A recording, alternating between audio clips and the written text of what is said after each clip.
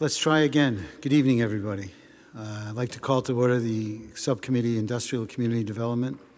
Members are Councilor Daigle, Councilor Manning Martin, Councilor McGinn, and Councilor Rossignol. Also in attendance are Councilor Turco, Councilor O'Neill, Councilor Peach, Councilor Gamache. We're here for the proposed zoning amendment, amend Section 12, Site Plan Review. I'd like to call the Community Development Director, Mr. Bellavance, please. Thank you. Good evening, members of the City Council. My name is Kurt Bellavance, Director of Community Development. I wanted to give a brief summary of how we got here and then allow Andrew Levin, the Senior Planner, to talk about the proposal in more detail. So it was last year, the city received a proposal called Amazon, and that took several months and included a lot of city officials, a lot of work, a lot of meetings, and the fee for that was $100.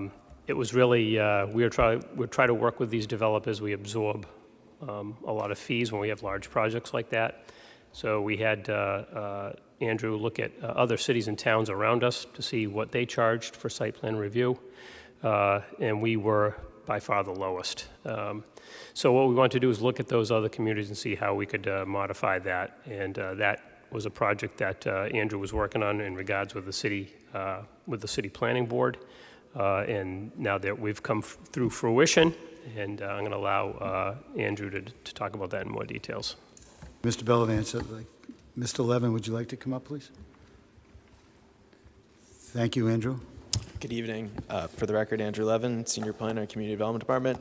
As Director Bellavance had mentioned, the Planning Board, or the Community Development Department with the Planning Board, has been working on these site plan revisions. Earlier this year, the Planning Board created and convened a subcommittee to discuss these site plan revisions and to explore different options. We looked at different options that are currently happening around the North Shore. Many of these options included some sort of either base fee, and then for every X amount of square feet over a certain amount, another amount, or simply just a per square foot fee with a minimum and a maximum. What we have come up with this evening, or what the Planning Board came up with and what we're presenting this evening, is a base fee for all site plan applications of $500. And in the letter that we had sent from the Planning Board, we've since revised per the Planning Board's recommendation what the language would be. Originally, it was using the word envelope, so it was based off the proposed building envelope square footage. The Planning Board.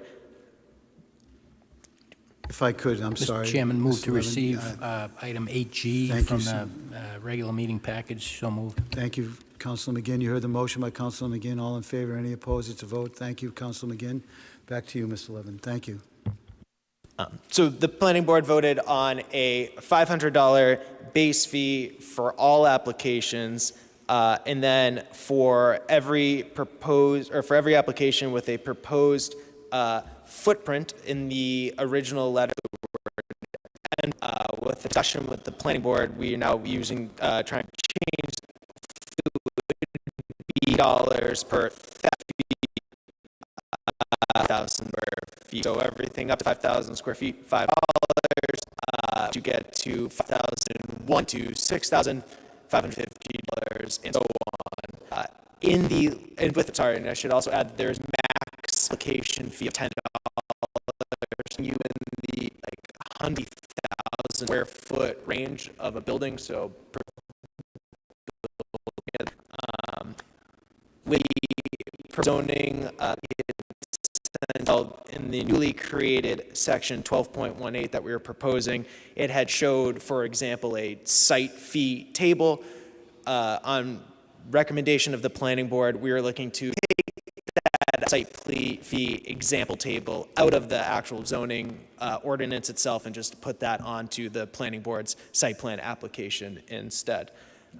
As Kurt had mentioned, we had looked at different communities in the surrounding area. For instance, Beverly is a $35 fee per 1,000 square feet. with a minimum of $350, a max of $5,000. Looking at other communities such as Danvers, it's a $1,000 base fee, and then it's 10 cents per square foot of gross floor area over 5,000, with a max of 15,000. Salem is commercial and industrial. It's 10 cents per square foot, or $1,500, whatever is greater. So we felt, the planning board and community development felt that this fee structure that we've come up with tonight is equitable across all types of projects. It puts us more in line with what other communities are doing, and then with the per 1,000 square foot caveat in there as well, it allows us for projects that are extremely large in scale to be able to get that. If anybody has any questions, I'd be happy to answer them. Thank you, Mr. Levin. I appreciate you being here. Any questions? Councilor Manning Martin, thank you. Thank you, Mr. Chairman. What would the smallest site requiring a site plan review, what would the smallest square footage be? 1,000 square feet. It's 1,000 square feet of new construction or addition. So if any new construction under 1,000 feet, it's not $500? That would not require a site plan review. Could you give me an example of an existing building that we have that is 1,000 feet? What I'm getting is I don't want to whack the little guy, you know? So for instance, we have a site plan review in front of us right now. Very rarely do we get like exactly 1,000 square feet. So for instance, on Newberry Street right now, in front of, I'm gonna mess up the name here, but a Thaki restaurant, there's a proposed Starbucks that's going in. That's a 2,500 square foot proposed building. That would be 500 square feet, or that would be $500. But for instance, as Kurt had mentioned, Amazon, that was 183,000 square feet. That was in front of the planning board for 6 months. They paid $100. Under the proposed, they would pay $9,400.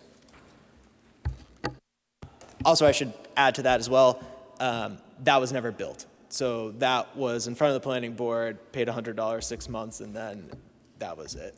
So that was the smelling salt, that all the work that was done for a project that large, and they were getting off with a small fee. I get it.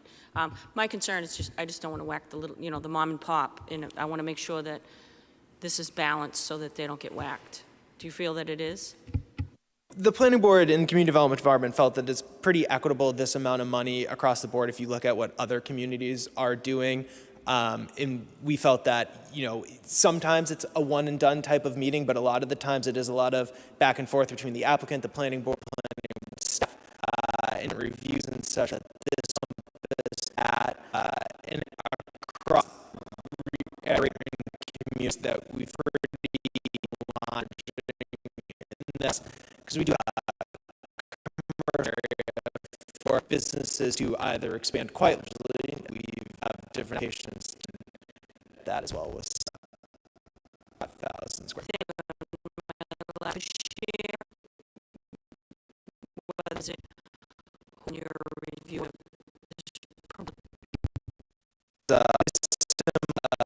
Gagnon and John. Thank you very much. Councilor Manning Martin, any other council?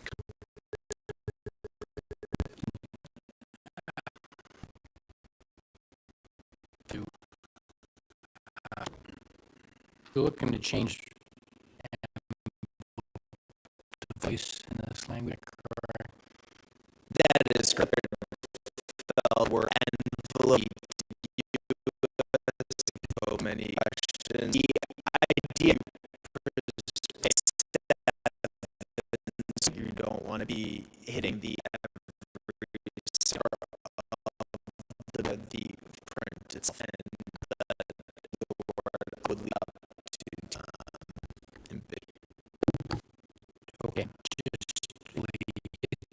just in this, right? Yes. And in terms of, because we don't have anything like New West other than the recommendation from the planning board, you're saying do not include the schedule in this change, correct? Because the planning board has the authority themselves to put that on the application, right? They do. So I just created, so it'd be, envelope would now be taken out in 12 footprint 12.18. The word gross floor is used, it would change to footprint as, or sorry, looked at it wrong. It's also not used there. So it's only one place, like you. But the amend section 2.3 and add in which is all such calculated in section 12.18. Then in 12.18, it breaks down the new fee, and yes, the planning board has recommended or takes example that. Yeah, you lost me. We're 12, there is, you know, we've got a hearing on this tonight scheduled, and the drafted ordinance change makes no reference to 12 is site plan application or application site. okay, that's 5. Okay.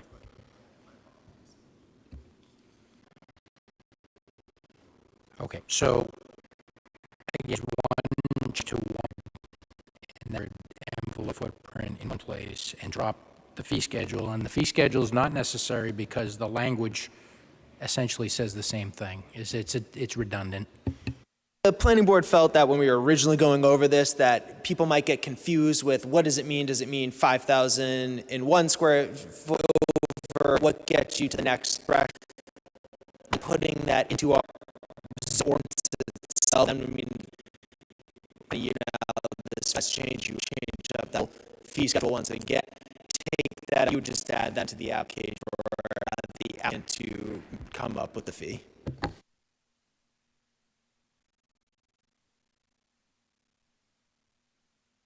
Yeah, so they're not going to be able to change the fees without, so the planning board can't change the fees without, they don't have the authority to change the authority to put the fee on the application. So there's a problem with it. What I thought I heard you say is that ability to change in the future. You want to clarify on that? No, sorry, I meant to say that if, like you said, this is in zoning, we'd have to come back in front of the city council to that fee for us to change through the same process down the line. That fee table was included in the zoning ordinance. You would have to further change that as well, potentially, like you're saying, making it more difficult than it really is. If you want to just simplify, you can agree with me and say that it's redundant having it in here twice in 2 different forms. It is redundant. Thank you. I think it makes sense. I think the benchmarking with the other communities makes sense. I think it's probably long overdue. Mr. Chairman, I'm happy with it, and I'd be ready to make a motion when the time permits. Thank you, Councilor McGinn. We'll get to you in a second, please. Councilor Rossignol, please. Thank you, Mr. Chairman. Just to go back to what Councilor McGinn just mentioned, so us not having this language in the ordinance, the does not discretion to change structure fee at all, correct? I emphasize that point. Yeah, exactly. That's why it was included in zoning in that section 12.5 application of $100 to be included. To change that fee, we're here in front of the city council trying to amend zoning. So they could not just vote to change it. It's in zoning. Have to be a change, amend. Thank you, Mr. Chairman. Thank you, Mr. Rossignol. Any other questions of Mr. Levin? Councilor Turco, please. Thank you, Mr. Chairman. Just not looking to reinvent the wheel. I agree with the reason for the changes. Just I was curious about 12.5A, where it says, in general, applicant shall, and that seems to be contradictory. So, in general, but then it says applicant shall submit a complete application for site plan review. So the first 2 words means generally, but not always. and then the second one says applicant shall. So is it always, or is it sometimes? That Believe that comes down to the context of how the zoning was written. I was not looking at that because we were looking at the fee change. You make a great point on what that means, but I think that gets down to, I'd have to look at other zoning sections throughout the zoning ordinance to see if they use that as well. So there are instances where we don't require a site plan review? Or they require the applicant to submit a site plan review to the clerk of the planning board? No, I think that's just how the zoning ordinance was written. A site plan application is needed for certain criteria, always, like I mentioned, new construction over 1,000 square feet, and then a few different things as well. Change in use that requires more impervious material, wireless telecommunications as well. I did not look at that section specifically because we were looking at the zoning change for just the fee change itself. I think that's just again, I'd have to look at other sections of the zoning ordinance, see if they also use that language, but I don't want to stand here and try to interpret what they meant when this was originally written. Okay, yeah, I know, I don't mean to throw it at you like that, just happened to catch my eye. So, now that you're aware of it, if maybe you could look at it for the future, if we can either make it shall or generally accepted, whichever you prefer, but for the future. Thank you. Thank you, Councilor Turco. Any other questions of Mr. Levin? There being none, Councilor McGinn, please. Thank you, Mr. Chairman. I would move that the Industrial and Community Development Committee advance this with a positive recommendation with the following language. Be it ordained by the City Council of the City of Peabody as follows, that the zoning ordinance of the City of Peabody entitled Zoning Ordinance 2011 as amended through April 27, 2023 is further amended as follows. Section 1 by amending Section 12.5 entitled Application and Site Plan Contents to delete the language in subparagraph A, an application fee in the amount of $100, and inserting in place thereof an application fee as referred to in Section 1218 fee schedule.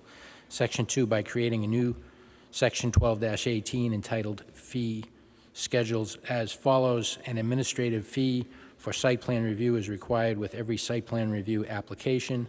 The fee is $500 for each site plan application plus $50 per 1,000 square feet of proposed new building footprint over 5,000 square feet.